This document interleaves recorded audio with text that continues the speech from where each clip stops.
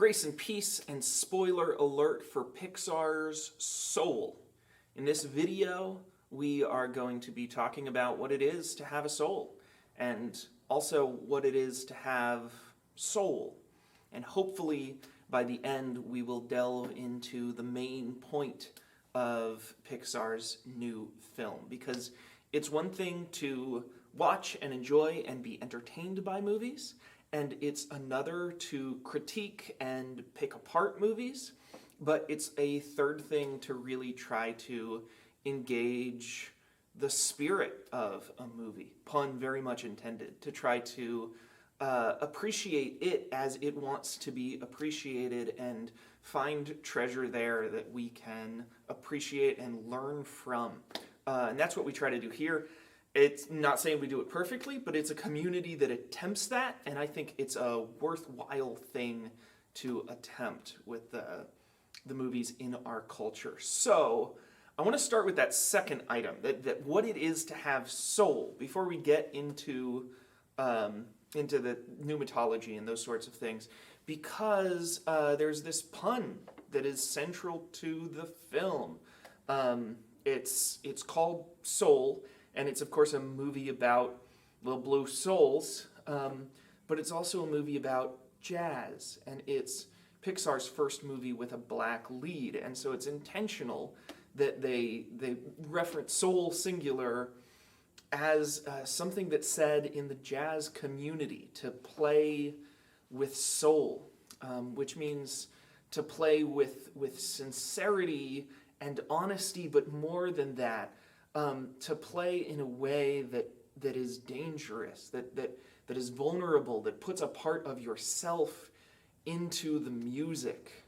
And so that's a different thing from the little blue dudes, but it's not a different thing from the actual orthodox theological concept of souls. I mean, that phrase was used by black musicians who were earnest, good theological Christians who had excellent theology and were a part of black church communities that I credit really with saving the American church after the Civil War. I mean, we just would have had no moral ground to stand on were there not these black Christians who were saying, no, there is something worthwhile to this Jesus message. And so they recognized a truth that I think a lot of pop Christianity has lost. If you talk to a lot of people, including a lot of Christian people, and you say, what is a soul? They're going to stumble around with their words. They're going to have trouble articulating what they mean. But ultimately, I believe the picture in most of their heads will be of a little ghost, like the little ghosts in the movies.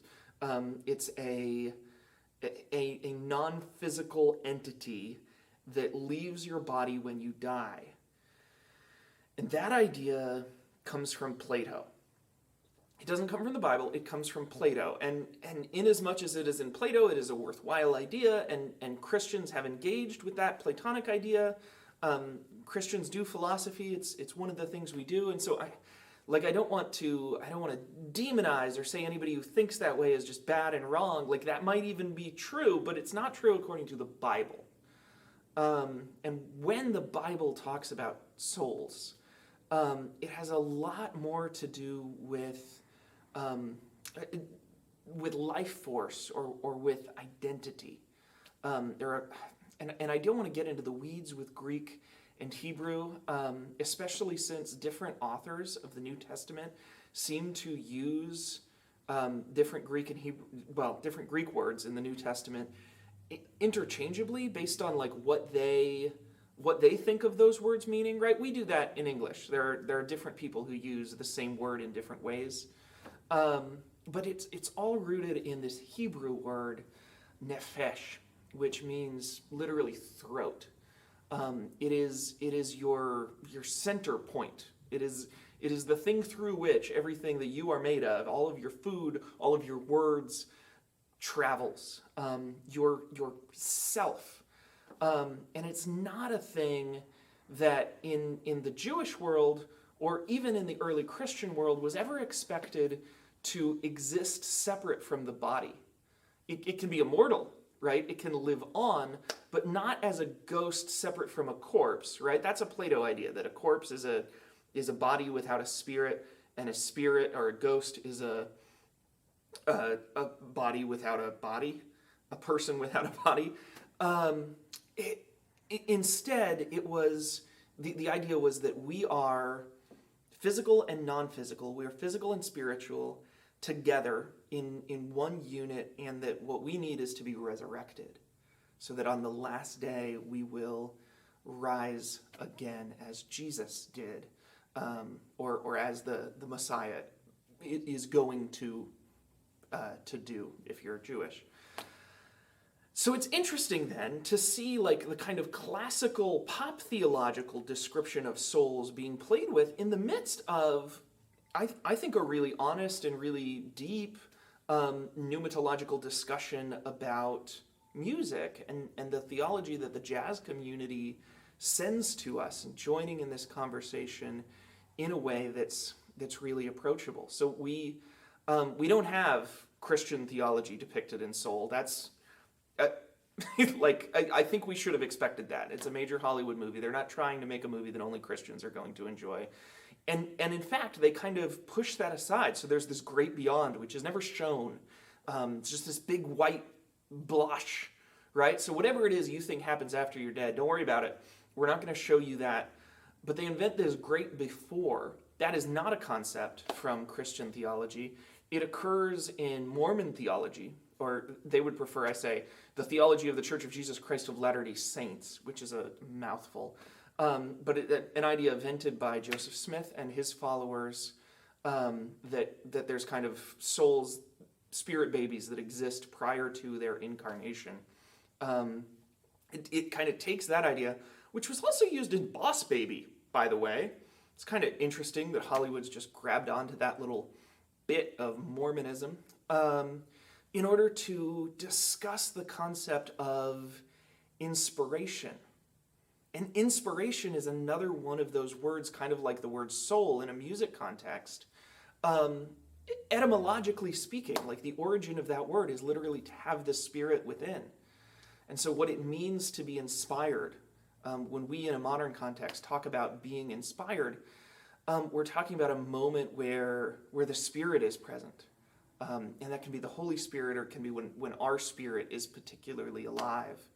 And so all of these ideas, even when we talk about something like team spirit, right? They're all related. They're all a piece of the same conversation, which has been so narrowed by a false belief that the Christian concept of souls is this concept of little ghosts inside you, when actually the spiritual world, the world of spirits, is a very relatable thing. It's something we encounter with sports fandom, and it's something we encounter with music, and it's not something spooky or supernatural. It's something that we are. When all of the molecules in my body are exchanged, such that no single molecule that was ever a part of me is still a part of me in a couple of years. It's all passed through my system, and I'm made of wholly different stuff. I'm still going to be the same person. And that part of me that remains, that isn't made of molecules, that's my soul. So then with that understanding, with the understanding that we're kind of using metaphors to draw these blue souls, and with the understanding that we're entering into this broader conversation of whole souls, let's talk about where the movie goes with it, because I think, again, that this is fascinating. And it goes with Joe, this central character who is a musician, and so who believes throughout the film that he has an understanding of what his spark is. He has an understanding of what the center point of his soul is, which is to be a successful jazz performer, and that his life will have meaning when he becomes a jazz musician like his father. Learning over the course of the movie, and inspiring others, and getting inspired to the fact that the truth isn't so far away. that life, the meaning of life isn't in getting the desires of your heart. So the desires of his heart is to play with Dorothea Williams, right? To reach this like echelon of success, but life is the thing that happens along the way, and that's okay. It's not that your soul becomes legitimate when you achieve, but rather that your soul is meant to live, and you're meant to appreciate every moment along the way, every breath you take. That's another reality that's in actually both the Hebrew and the Greek. One of the Greek words we use is pneuma for soul, which means literally air, breath.